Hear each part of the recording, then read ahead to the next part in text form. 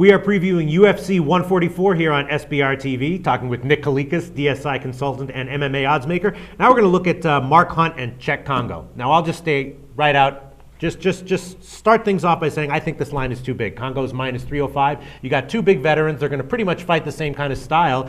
And I'm thinking that a Mark Hunt knockout is not that unlikely that he should be a plus 235 underdog. What do you think? You know what? I'm actually agreeing with you here on this one because I think there is some value in Mark Hunt.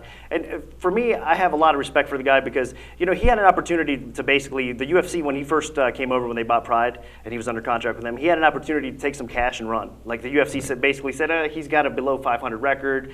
You know, I mean, he did have some K1 appeal. In the Japanese market, he was popular. But as far as the UFC market, he was an unknown to the casual MMA fan. So he wasn't a big draw for them either. So they offered him a buyout. He turned it down and said, no, I want to fight instead. He wanted to prove himself in the UFC, right? Yeah. He came in, he suffered a loss. You know, he got submitted in his first fight. But he's worked his butt off. And ever since then, he's rebounded and won 2 fights in a row. Right. And that win against Ben Rothwell was very impressive, man. And you could tell he's harder to take down now. He's taking it a lot more serious. So he's got a lackluster record in 7-7, but I'll tell you what, he's way better than 7-7. Absolutely. I mean, the guy's got tremendous knockout power, as you mentioned.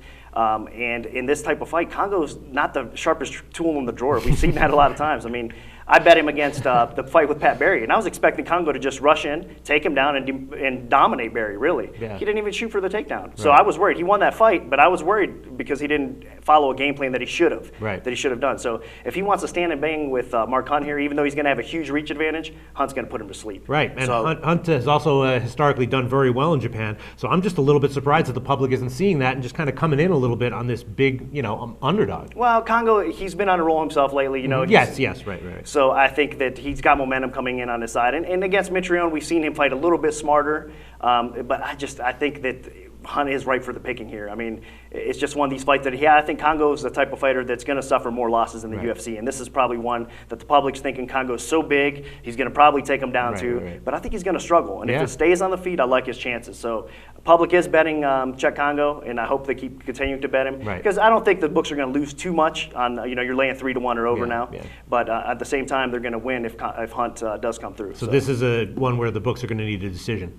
Yeah, I would definitely go with Hunt here. And where'd you open the line? I opened it around 3-1, maybe 285. You did? 290, yeah. Why so high? Now it's going because the public loves Kongo. Look, and it's up to I believe 315 or even higher some places. So yeah. So then when you opened it, you purposefully opened it a little higher than you would have made it for yourself, just because you knew you were going to get action on this. I think it should be maybe closer to 2-1 in this fight. You know what I mean? Because he does, like I said, Kongo is the UFC veteran, MMA experience. He does have more, so you can't count him out. He should be roughly around 2-1. But no, he's definitely got bet up, and the public's going to, like I said, continue to bet him, and parlays. They're going to parlay him too. Yes. And they could be right. I mean, it's a dangerous fight.